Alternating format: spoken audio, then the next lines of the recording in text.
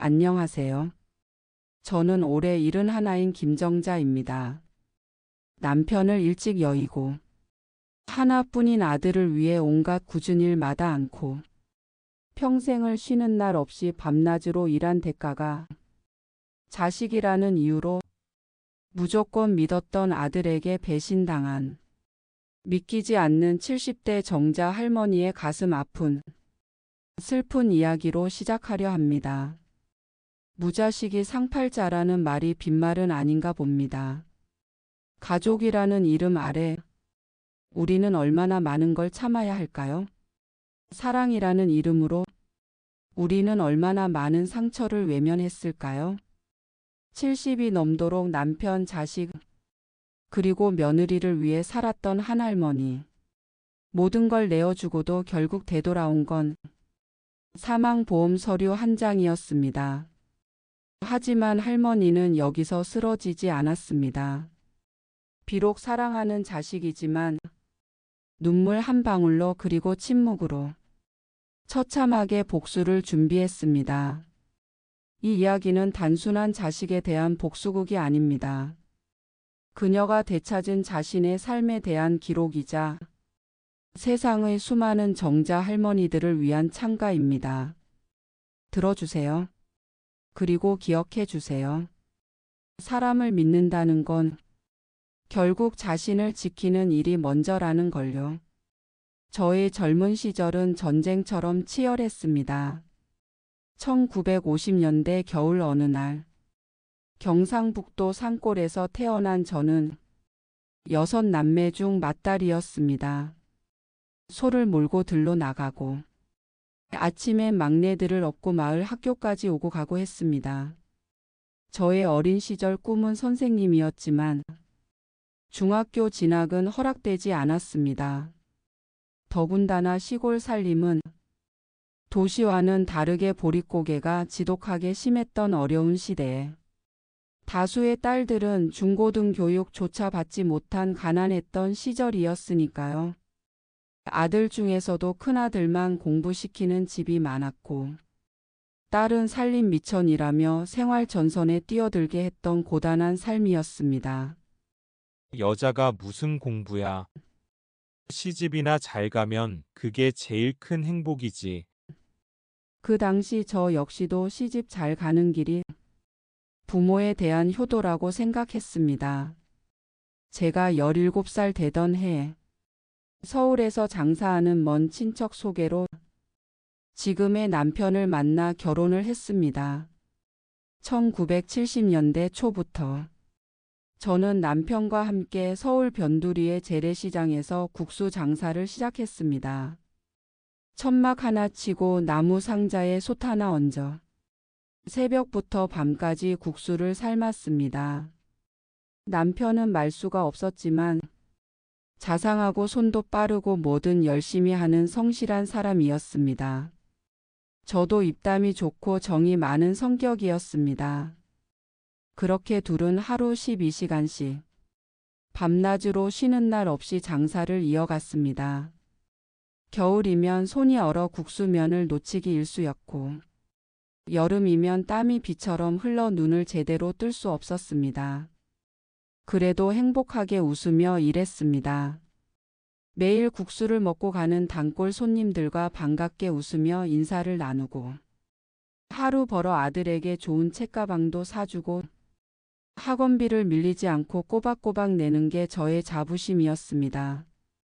남편과 함께 10년을 그렇게 살았습니다. 10년 동안 뼈 빠지게 일해본 돈으로 마침내 서울 반포에 15평 남짓한 낡은 아파트를 샀습니다. 그 집은 저의 전부였습니다.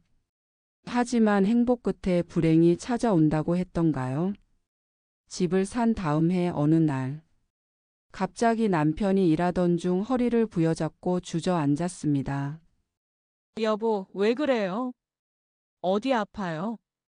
괜찮아. 피곤해서 그래. 라며 웃던 남편을 데리고 병원 응급실로 갔습니다. 그렇게 여러 검사를 받고 다시 일상으로 돌아와 가게 일을 했습니다.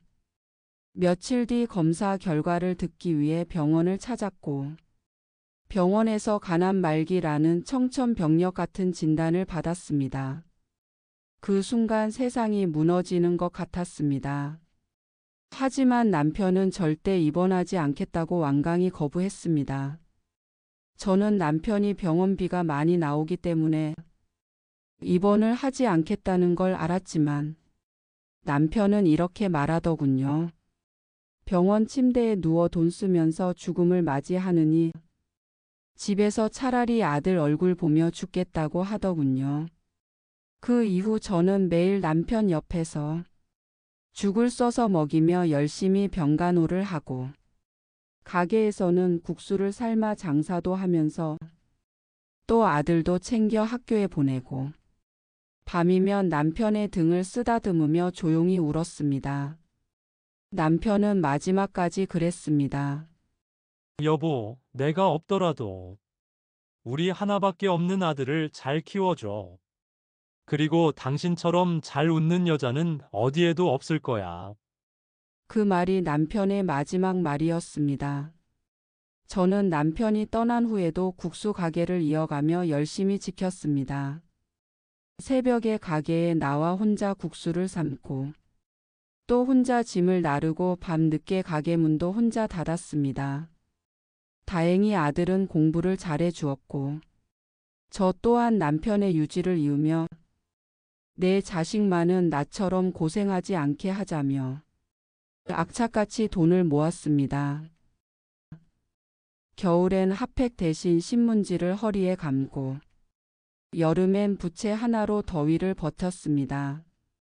하루는 국수사리 값이 너무 올라 장사를 접을까 고민하다가 새벽마다 동대문에 가서 옷을 떼어다 시장 귀퉁이에서 좌판 장사까지 시작했습니다. 그렇게 저는 아들 하나를 잘 키워냈고 좋은 대학도 보냈습니다. 비싼 대학 등록금 한 번 밀린 적 없었습니다. 평생 동안 쉬는 날은 하나밖에 없는 아들이 결혼하던 날 단 하루였습니다. 그러던 어느 날 아들이 결혼을 하자 같이 살자고 제안을 하더군요. 물론 며느리도 좋다고 했습니다. 그날 이후부터 저는 며느리와 함께 살게 되었고 어느덧 예쁜 손주도 태어나고 집안일은 자연스레 제 몫이 됐습니다. 어느 날은 아들이 며느리한테 이렇게 말을 하더군요.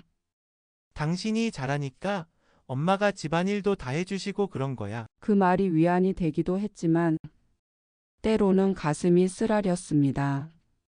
하지만 저는 말없이 손주 도시락을 싸고 빨래를 널고 아들의 가족들 끼니를 챙겼습니다. 남편이 떠난 이후 줄곧 그랬듯이 가족이라는 이름을 지키기 위해 내 자신을 희생했습니다. 그렇게 평생을 버텼고 믿었고 그리고 사랑했습니다. 결국 그 대가가 보험 사기와 명예 도용이었다는 사실이란 게 저를 가장 아프게 했습니다. 지금부터 그 이야기를 시작해 보렵니다. 손주가 6살 되던 해 아들이 갑자기 제주도 여행을 가자고 말을 하더군요. 오랜만에 가족 여행이라 저는 가슴이 설렜습니다. 이제야 아들이 나를 챙겨주는구나. 엄마도 그동안 고생만 하셨으니 이제 쉬셔야죠. 우리 가족끼리 바람도 쐬고 올 겸 여행 가요. 오랜만에 함께하는 가족 여행이라는 말에 저는 밤새 짐을 쌌습니다. 이 옷이 좋을까? 저 옷이 더 단정할까? 며느리와의 여행이 처음이기도 했고 마음이 어쩐지 들뜨면서도 왠지 불안했습니다. 하지만 꿈에 부풀어 도착한 제주도에서 느낀 공기는 어딘가 모르게 차가웠습니다. 도착한 제주공항. 며느리는 핸드폰을 만지작거리며 말했습니다. 어머님, 저기요. 짐은 저쪽에 두세요. 조금 차가운 말투였습니다. 저는 괜찮다는 듯 웃으며 고개를 끄덕였지만 속으로는 조용히 가슴에 멍이 들기 시작했습니다. 렌터카 앞좌석에는 아들 부부가 타고 저는 뒷좌석에 손주와 같이 탔지만 짐 가방들은 제 옆에 가득 놓여 있었습니다. 창밖으로 아름다운 바다가 펼쳐지는데도 차 안의 말소리는 적었습니다. 저 푸른 바다가 에메랄드처럼 정말 아름답구나. 저는 애써 분위기를 맞추려고 들떠 있는 척 했습니다. 저녁이 되자 외식을 하러 식당에 갔고 며느리는 제가 못마땅 한 듯 어머님, 젓가락질 아직도 그렇게 하세요? 웃음 섞인 말이었지만 날카로운 칼날이 서 있는 듯한 말투였습니다. 아들은 웃지도 않았고 며느리를 제지하지도 않더군요. 그 옆에서 손주는 낄낄 웃고 있었죠. 저도 멋쩍어서 웃으며 물을 마셨습니다. 그날 밤 저는 숙소에서 화장실 불빛에 의지해 가며 몰래 편지를 썼습니다. 이 며칠 아들과의 시간이 소중했으면 좋겠구나. 하지만 다음 날 아침 며느리의 전화 통화를 우연히 듣게 됐습니다. 어차피 우리가 유산 받을 거고 유산도 정리돼야 하니까 지금부터 잘해드리는 거야. 미리 환심이나 좀 사려고 데려온 거지. 그냥 좀 참고 데리고 다녀. 어차피 오래 못 계시잖아. 가슴이 철렁 내려앉았습니다. 그럼 이 여행도 그런 이유였던 건가? 여행이 아니라 거래였구나. 셋째 날 산책 도중 제가 발을 헛디뎌 넘어진 순간 며느리는 이렇게 말했습니다. 어머니, 괜히 나오셔서 이러시잖아요. 이번에도 옆에 있던 아들은 아무 말도 못하고 핸드폰만 쳐다보고 있었습니다. 네 번째 날 밤 리조트 복도에서 아들과 며느리가 나누는 또 다른 대화를 듣게 됐습니다.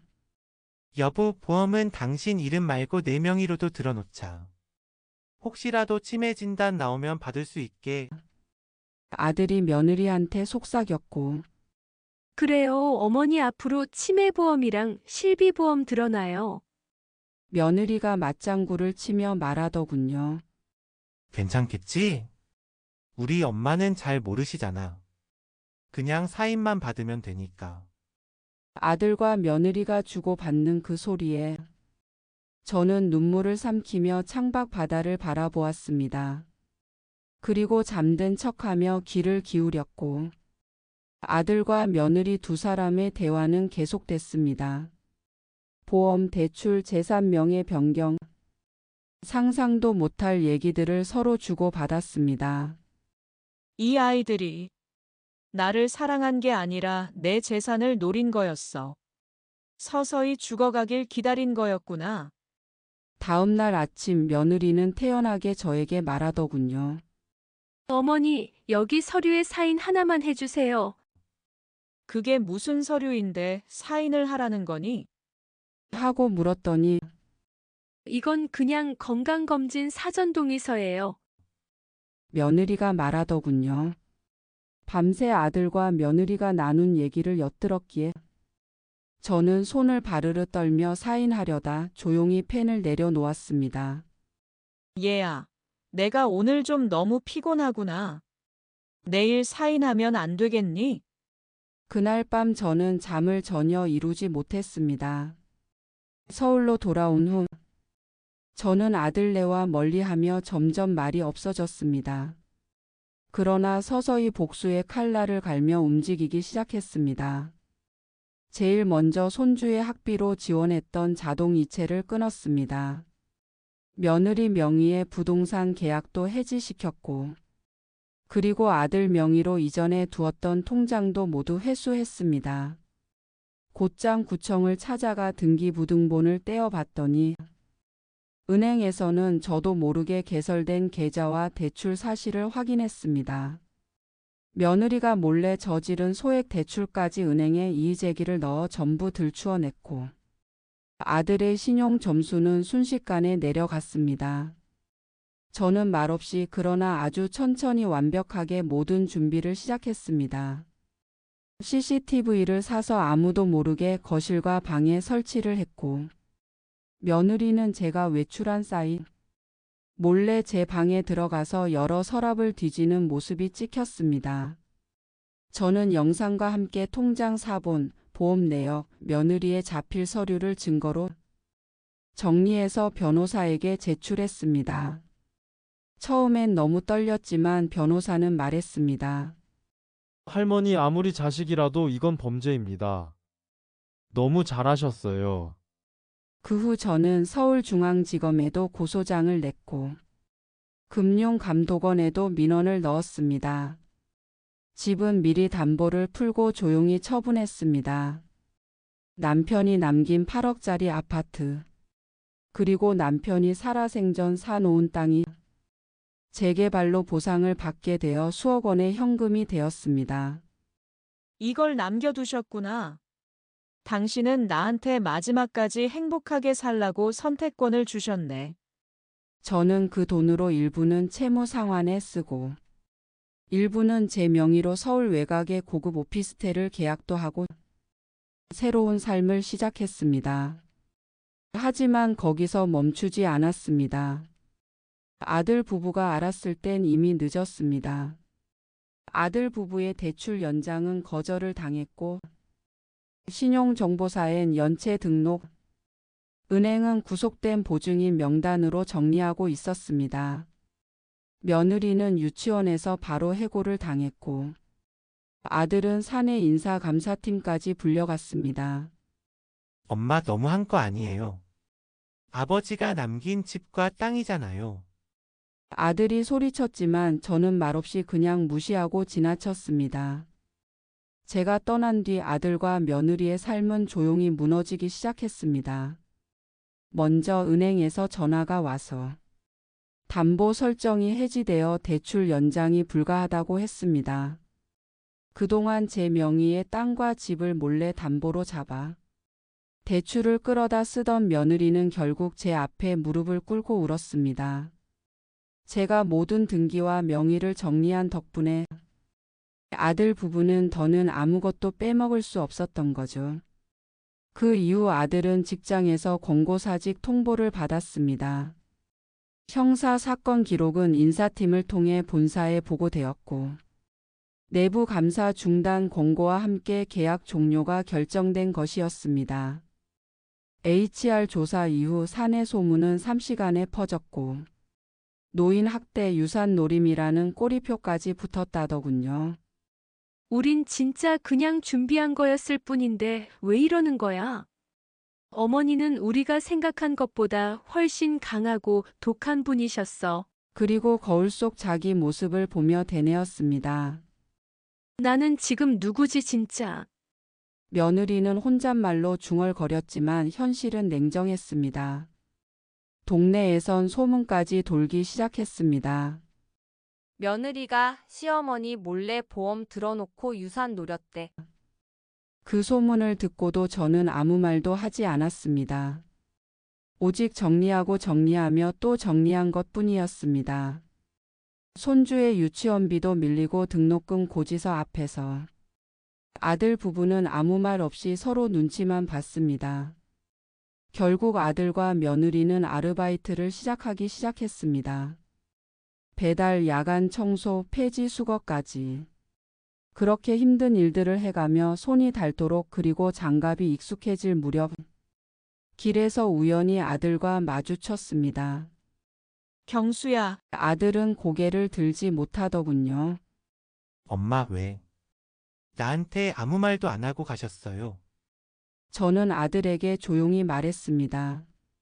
내가 너무 오래도록 말했는데 내가 내 말은 전혀 들으려 하지 않더구나. 그리고 아들한테 봉투 하나를 내밀었습니다. 이건 아이 앞으로 들어놓은 학자금 계좌야. 그 아이는 죄가 없으니까. 아들 경수는 흐느끼듯 고개를 숙였습니다. 저는 더 이상 그 어떤 말도 하지 않았습니다. 하지만 용서하고 치유하기엔 이미 늦었습니다. 신용불량, 관계 단절, 그리고 무엇보다 엄마인 저와의 신뢰 상실. 저의 복수는 피 한 방울 흘리지 않았지만 가장 슬프고 아주 뜨겁게 응징하고 있었습니다. 끝이 아닙니다. 불효의 대가는 참혹했습니다.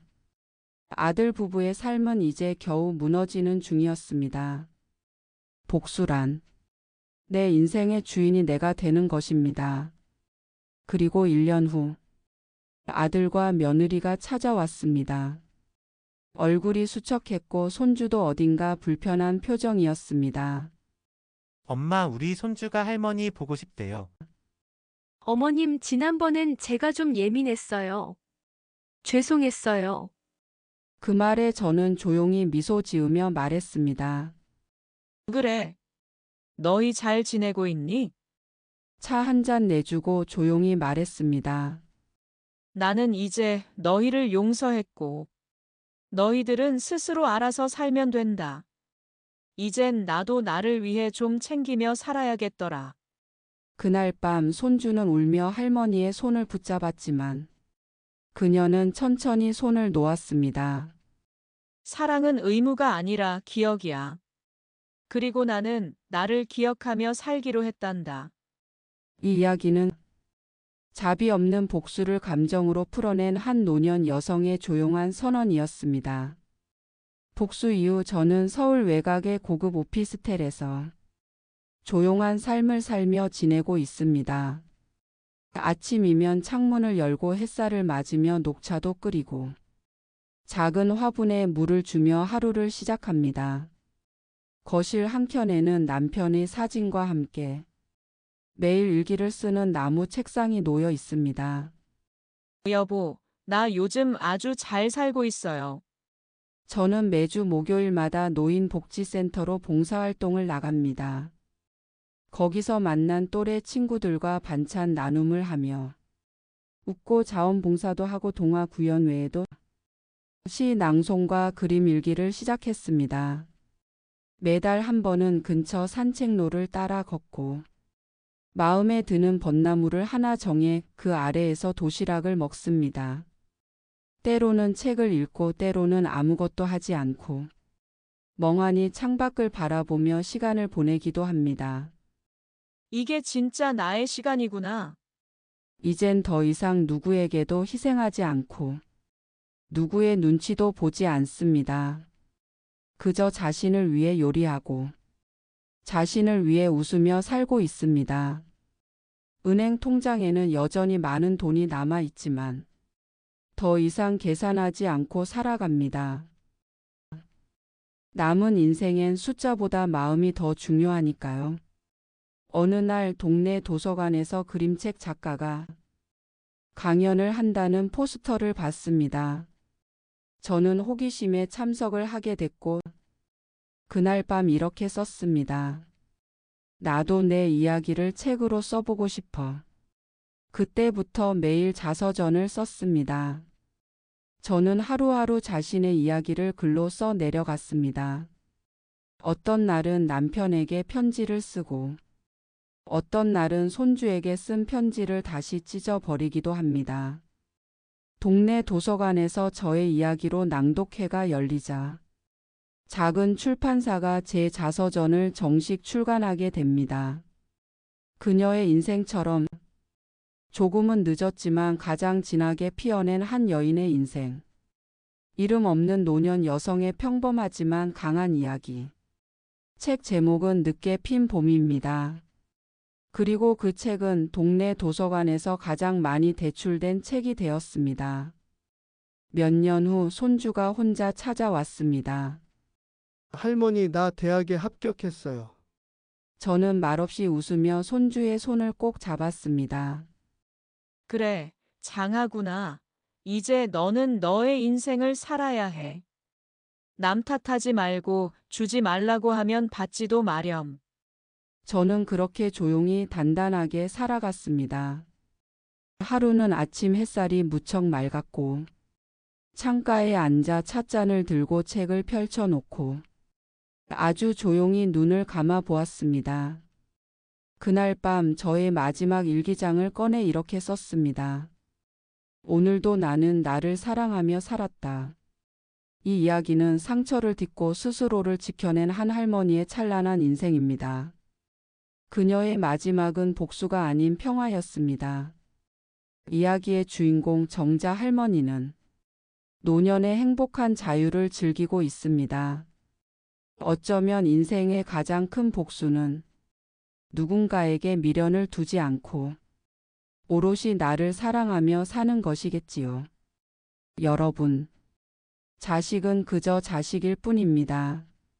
내 인생을 걸지 마시고 오롯이 자신의 인생을 즐기며 사시는 분들 되십시오. 오늘도 제 이야기를 들어주셔서 감사합니다. 구독과 좋아요는 중년의 희노애락에 큰 힘이 됩니다. 다음 영상에는 더 좋은 실화 사연으로 찾아뵙겠습니다. 감사합니다.